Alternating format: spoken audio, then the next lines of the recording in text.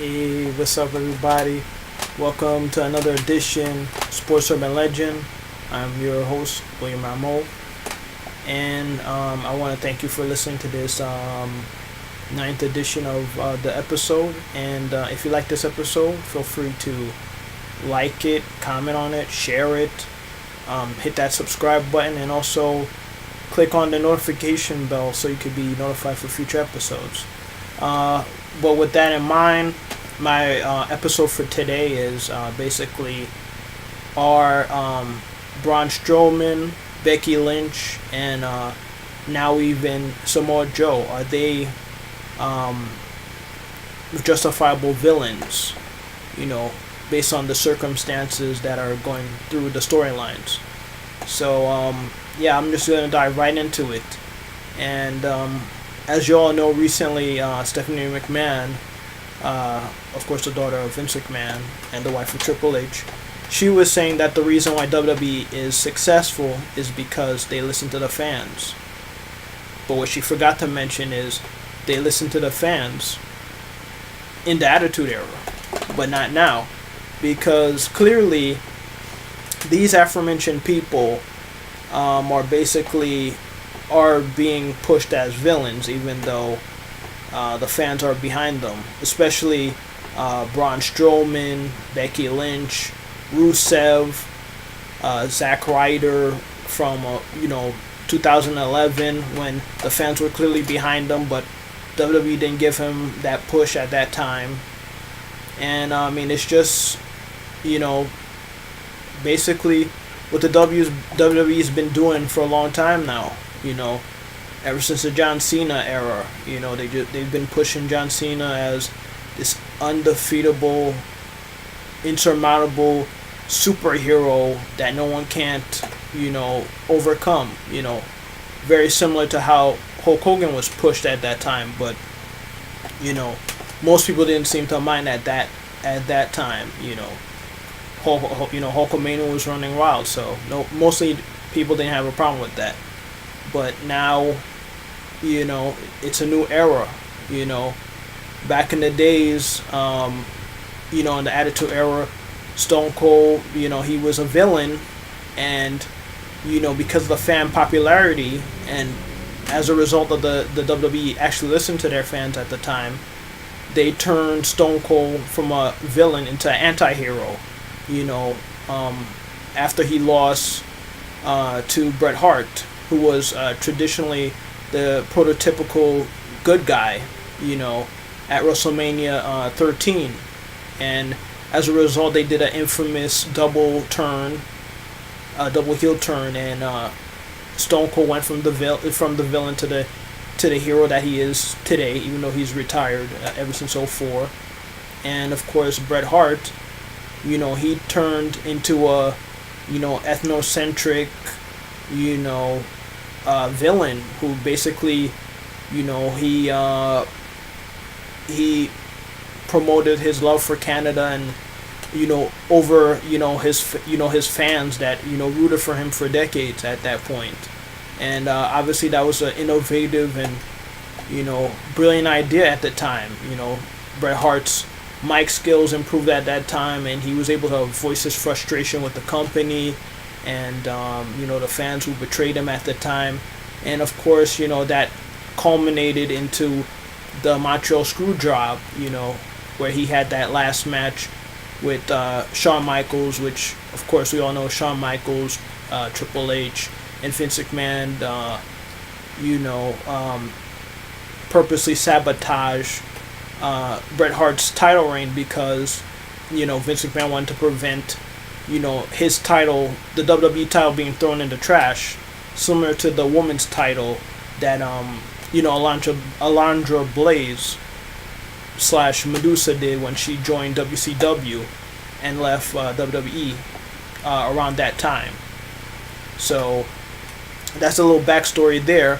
And then of course, as a result of the Attitude Era, they listened to the fans. Stone Cold turned from a villain to a hero, an anti-hero to be exact. And of course, The Rock, he started out as a happy-go-lucky, cheering, good guy, and of course the fans just, you know, wasn't hearing it. And you know, he went from a guy who was being cheered at MSG in his debut match in Survivor Series '96 to a guy the following year being, you know, the fans chanting "Die Rocky Die," you know, among other things. So rightfully so, the Rock and WWE, they saw what was going on, and they felt that his character needed to be, you know, freshened up a bit. So they turned him heel. He joined the Nation of the Domination, dropped his name from Rocky Maivia to simply The Rock, and the rest is history. You know, he became the biggest star in the business, and my all-time favorite wrestler of all time. So it all worked out for him. So now, fast forward to the modern day era, and you know, basically John Cena, and now Roman Reigns is pushed to that level of a good guy who's portrayed as a underdog, but literally those guys win at the minimum 96% of their matches. So there's no adversity, you know, with those guys. So fast forward to now, you know, you got Braun Strowman, who's a you know, brute, a powerful guy, and you know, he turned into a villain because they didn't want Roman Reigns and the Shield to turn into villains again. And I think they missed a huge opportunity with that, because Braun Strowman, the fans were clearly behind Braun Strowman as an up and coming guy, won the Money in the Bank you know, briefcase, and of course he cashed it in at Hell in a Cell, but because of Brock Lesnar interfering, that title opportunity was thrown down the drain. But now he's going to have another opportunity in a triple threat match between Roman Reigns and Brock Lesnar at the Crown Jewel pay-per-view event that's coming up soon. So Braun Strowman has that shot there. But they ruined a perfect opportunity with that Hell in a Cell draw match. You know, no disqualification should not end in a draw whatsoever. I mean, it goes without saying. So they should have had Brock Lesnar, you know, basically put, you know, Braun Strowman on top of Roman Reigns and get the pinfall there, and then you would have had a controversial victory, and then it would have been revealed by Paul Heyman on the next night that Braun Strowman and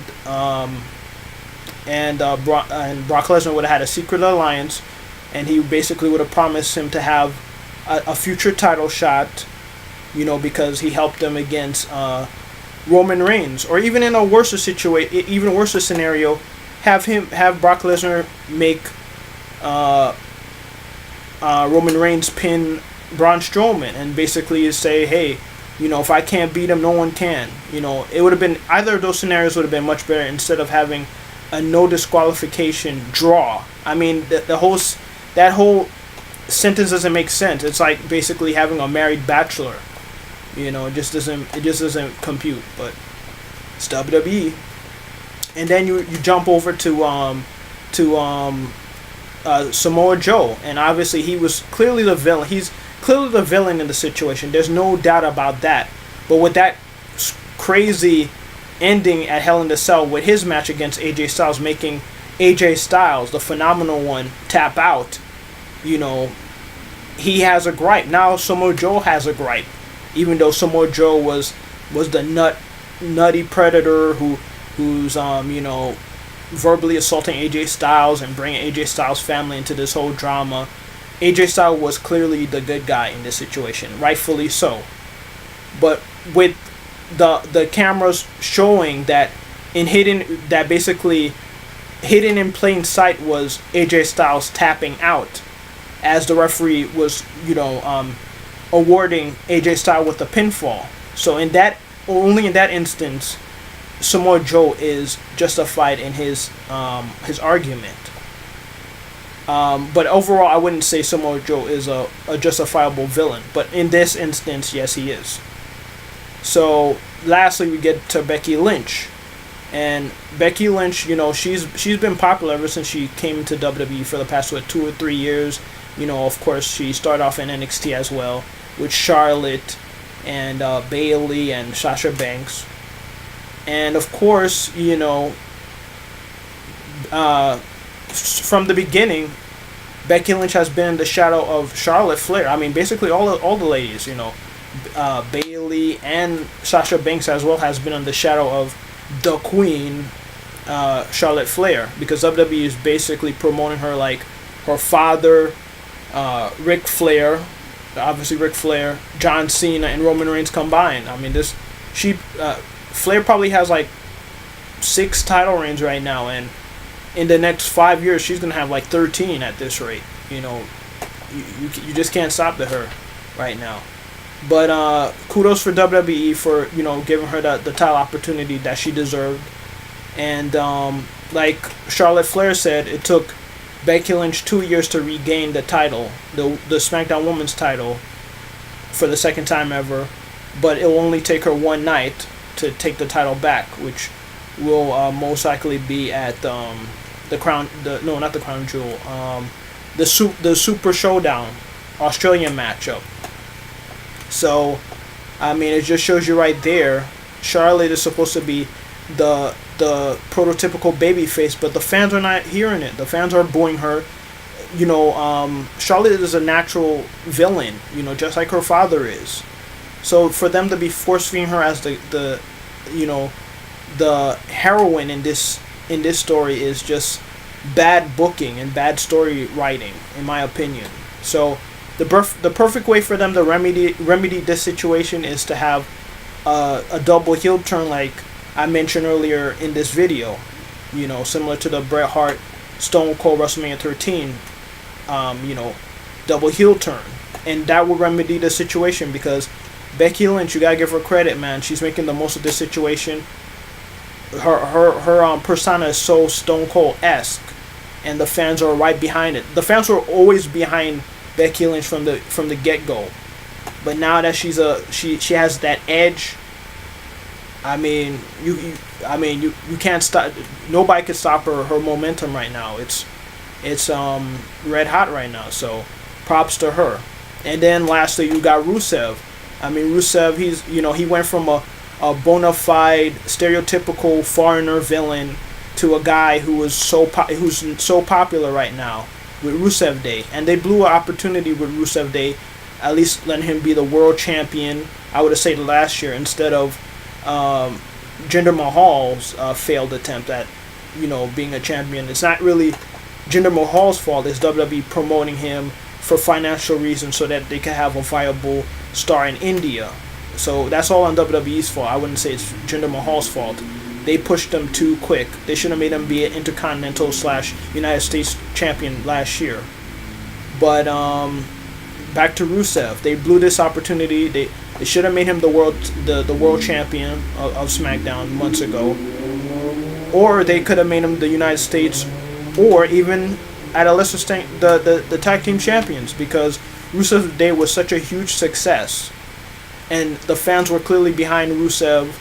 Aiden English, who was this close to being fired with Simon Gotch, it seemed like, once they broke up the Vaudevillains tag team. And then of course they repaired him with Lana, which he should have never, Rusev and Lana, who are of course real life husband and wife, should have never been broken up as a tandem to begin with. So with them being, all three of them being paired up, that was a brilliant idea by WWE, but now they ruined it with Aiden English turning on Rusev on SmackDown. So I felt like I don't have a problem with Aiden English turning on him. I just felt like they should have capitalized on that momentum and made Rusev a champion in any capacity. But WWE didn't do that, much like they didn't do with the Nation of Domination. I felt Farouk or The Rock should have been a heavyweight champion during that run, but WWE had other plans. And of course, Rock would be a champion at the end of, right after he left the Nation in '98. So it worked out well for him. So with that, that's the end of my video. I hope you guys enjoyed it. If you did, feel free to like it, subscribe, share it, comment on it, and just let me know how you feel about this video. Was I right or was I wrong? Just let me know. I'm William Ramo, and I'll see you guys next time. Peace, everybody.